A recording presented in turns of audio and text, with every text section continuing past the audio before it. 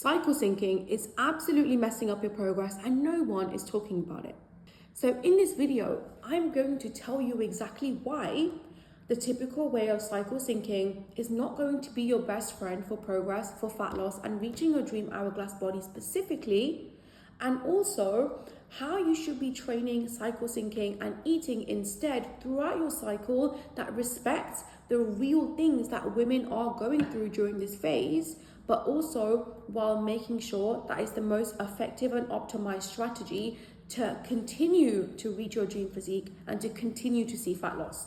Now, you've probably been told that during different points in your cycle, you need to be training and eating in a different way. That when you're in your menstruation phase, you should be resting, doing nothing, sitting on the sofa and just doing some light stretching, right? And then maybe in your follicular and ovulation phase, you've been told that yes, these are the couple of weeks where you spend weight training and giving your best and pushing, and this is the time you strength train and push with all your energy and all your might, right? And then you've been told in your luteal that you should just stick to Pilates. You should stick to stretching and yoga and swimming and light movement and light activity, right? And this approach is not effective. This approach will not get you to your dream results, and I'm going to tell you why. But before I do that, I'm going to go over the cycle quickly. It's not going to be a full-blown science lesson. If you do want that, I do have a full course within my one-to-one coaching that teaches my clients exactly how to show up in the training, but also the science behind everything. So if you want to access that, drop me a message. But going over the cycle. So just very quickly, we have our menstruation phase. I'm just going to call it men. How typical, the worst phase is starting with men. Anyway, menstruation cycle, and then we come into our follicular, and then we've got our ovulation, and then we've got our luteal, right? And each of these different phases in our cycle have a different hormonal profile. And each of these different hormonal profiles has an impact on different things within our physical, within our mental state, and within our nutrition and the way that we eat as well. So just for menstruation, this is obviously when we're bleeding and we see cramps, we're not feeling too good. And then energy is obviously low, we're feeling tired, right? And then coming into the follicular, this is when we start to see an ovulation. This is when we start to see a little bit of a rise in our energy. We start to see a little bit of a rise in our mood. We're feeling a little bit more physically stronger, and we feel good, right? We're feeling a little bit more happy. So let me just write these down. So we've got happy, we've got energy, we're feeling good physically, we're feeling strong. And then it comes to our luteal, which we've been told that this is something that we need to dread. We need to really make sure that we look out for this bad boy, right? So here is when obviously we've been told, and it is true that these things are happening because of the hormonal shifts. Our cravings are higher for sure. And then we've got energy, again, energy is dipping in this phase, low energy. And then maybe you're feeling a little bit moody, maybe you're getting pissed off with your partner a little bit, right? And then we're feeling a little bit more tired, and again leading into the menstruation, so those things are going to happen. So as you can see, every different point has different things that are happening, and we can see how this can impact our energy levels overall, right? And so we can see why people say, oh, you should do swimming, you should do yoga in your luteal and menstruation because your energy is low, right? And although that can be okay advice, but can you see if your luteal phase for some women on average is lasting around 10 to 14 days, and then if we're bleeding for about 4 to 7, that is half your month that you're spending doing something completely different. That is half your month you're spending going off track with the initial plan that is throwing you off your consistency. And this is where the problem lies, and this is what we're going to shift. To be honest with you, most of these fitfluencers have taken this cycle and what we know about it and all the research that's been done to completely put this into black and white thinking and say that in our luteal phase, because this is happening, we need to definitely just do swimming, just do yoga, just do very light things. But as I said, it's throwing you off the full-blown plan. Because if your training is changing every single time that you go through a different phase, Your body will never learn to adapt to something. Your body will never learn to continue through with that consistency to see that change, right? And I'm not taking away from what is happening in our cycle, because this we need to use to understand our cycle for sure. But every single woman watching this video, every single one of my one-to-one clients is so different. But the root of what we do during this time stays slightly the same, okay? So when it comes to your dream hourglass physique, we all know, and if you want to learn how to train specifically for your dream hourglass physique, I've got a video that goes over the exact protocols that you need to follow in order to train like reaching your dream hourglass physique. So go watch that, because this will work really nicely with this video. But just as a quick overview, we need to strength train. We need to have 3 to 4 sessions a week where we are progressive overloading, we are pushing till failure, and we are strength training at the gym using a specific type of training to be able to grow our glutes and snatch our waist, right? So 3 times a week training. And then there might also be a little bit of cardio put in there, right? We might have a bit of a cardio routine going on. Let's say we're doing 3 times 20 minutes in the week, right? Let's say this is your plan for success, your bulletproof plan to create your dream hourglass body. But then if you're shifting away from this constantly and doing random things, in your luteal phase, you go to Pilates class and then you do da-da-da-da, it's throwing you off track, it's throwing you off plan. So your body's not going to be able to adapt every single week to the training that you're doing to be able to see the results. Now, you might be thinking, well, any movement is good movement. And yeah, that is true. Any movement is good movement, but any movement is not good movement when you have a specific goal to reach, right? You can't be playing tennis and then going to play badminton and then going for a swim thinking it's going to create your dream hourglass body with a snatched waist and the big glutes. That is just simply not going to happen. Any movement is good movement if you're looking to obviously move for your health and all of these things, but when it comes to your dream hourglass body, there's a specific way that we have to do it, right? So this is your training plan. And what I want you to do instead in your luteal phase, in your menstruation phase, and of course, please take this as understanding your body specifically as well. Like if you have a condition, if you have endometriosis, PCOS or PMDD or something that you're struggling with, or genuinely just really bad periods, this might not be for you, but something to keep in mind. So please do take that with a pinch of salt.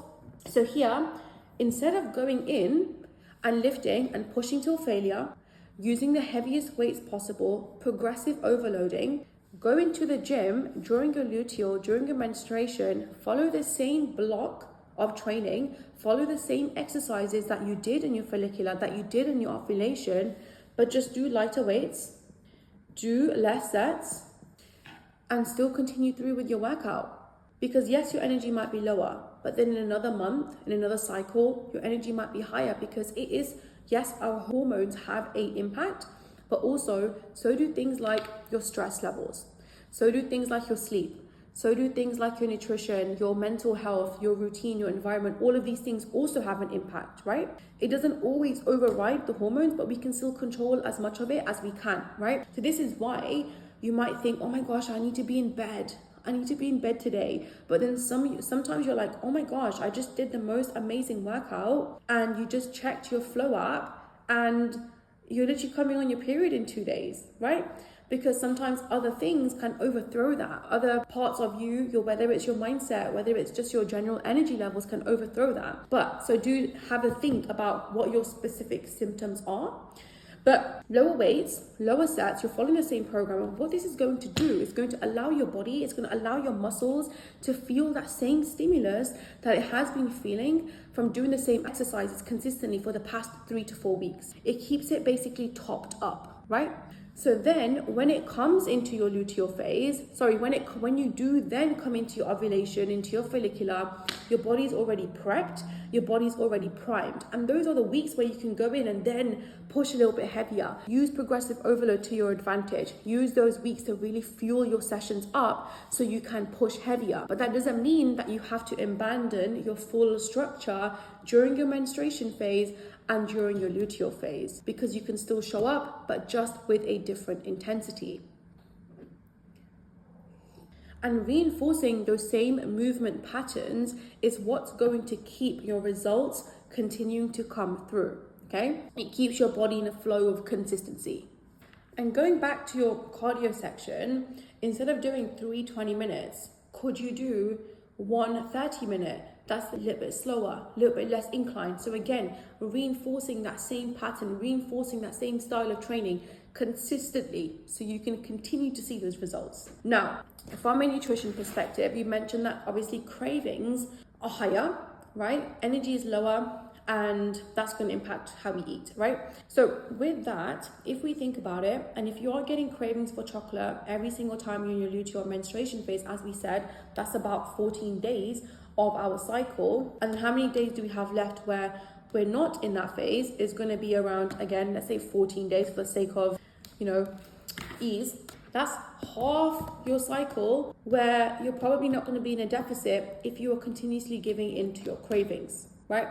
I love chocolate, I love crisps, and I do get these cravings as well. But me and my clients and you watching this video, we need to have a system in place that's going to allow you to respect your body and listen to your body, but also make sure that you're still in line with your progress, right? Because you don't want to be coming out your deficit every 14 days because that's going to make fat loss super slow for you and even more frustrating. So instead, what I want you to do, and what's going to help your cravings to curb them, and also what you can do when a craving does hit. And I could make a million videos about this. I could talk for hours about cravings and relationship with food, but because this is related just to our cycle, I'm just gonna stick to this. It's hard for me to do that. I'm gonna just stick to that. But if you do want another video on how to understand your cravings, where they come from, and not just eating because I'm bored, let me know. I'm more than happy to do a video on that as well. So let's say, for example, you are craving chocolate, and normally you have the whole dairy milk bar, which is this big. Let's say it's 100 grams for just ease's sake, 100-gram chocolate bar, and that's what you would normally have, right? But instead of having that, what I want you to do is half that, have 50 grams or even 25 grams, and then I want you to use food pairing. This is one of my favorite techniques that I teach my clients, and I actually create them in individualized food pairing things, food pairing meals and snacks for their specific cravings. So food pairing, 25 grams of chocolate, pair that with a source of protein. Pair that with, even if it doesn't make sense, just put it together with some protein, put it together with some fiber, with some fruits. So you're making yourself essentially a nice little snack plate, right? So you've got 25 grams of chocolate, you've got 50 grams of strawberries, and then maybe you've got 100 grams of chicken breast. I know it doesn't make sense, but what that is going to do is going to give you the satisfaction. It's going to help you to hit that craving part in your brain so you can feel satisfied, but without removing it completely. So you can still honor your cravings, you can still honor your body, but then at the same time, it's going to keep you full and satiated from the protein and from the fiber. So can you see it's hitting both points, and it's going to help you to find that balance, right? That's that. And in order to curb it before it even comes along, make sure that you've got some higher fats from avocados, olive oils, eggs, salmon. These are the things that, especially during this time in your cycle, will really help you to curb these cravings. Make sure that you are having breakfast in the morning. Please make sure that you've got enough protein, a high protein, at least 30 grams in your meal, because that way, when the craving hits, your body is basically topped up and satiated, because protein takes longest to break down. So your craving won't hit as hard because you're full, right? And I know it's very tempting when you're in your luteal phase and in your menstruation to want to stay in bed, and then maybe you're working from home and then you skip breakfast, and then when it comes to dinner, of course you want to crave so much chocolate. Of course you want to crave the saltiness and the crisp because you haven't kept your body topped up with the right fuel, right? So there's two ways of looking at this: curbing the craving from setting up for success from breakfast, but then also when the craving hits, we've got the food pairing technique. So we're honoring the cravings while honoring our goals at the same time. So look, you don't need to become a completely different person every single phase of your cycle. You just need the main effective routine that's going to move you through each point in your cycle, but also little adjustments like we've learned to make today in this video that's going to be able to give you the flexibility, but also the consistency to carry you through to seeing those incredible results. Now that you've learned how to effectively and actually cycle sync towards creating a dream physique, I would love for you to drop me a like, drop me a subscribe, because I'm going to keep this incredible type of videos coming, because I want to make sure that all of you watching are super fired up on knowing exactly how to move through different points in your fitness journey. And I've also got the video, as I mentioned, about how to train specifically for your hourglass body. So go check that out, because you can pair it with this, just like the food pairing, and create your dream physique. How cool is that? Have a great day, and I'll speak to you in the next one. Bye.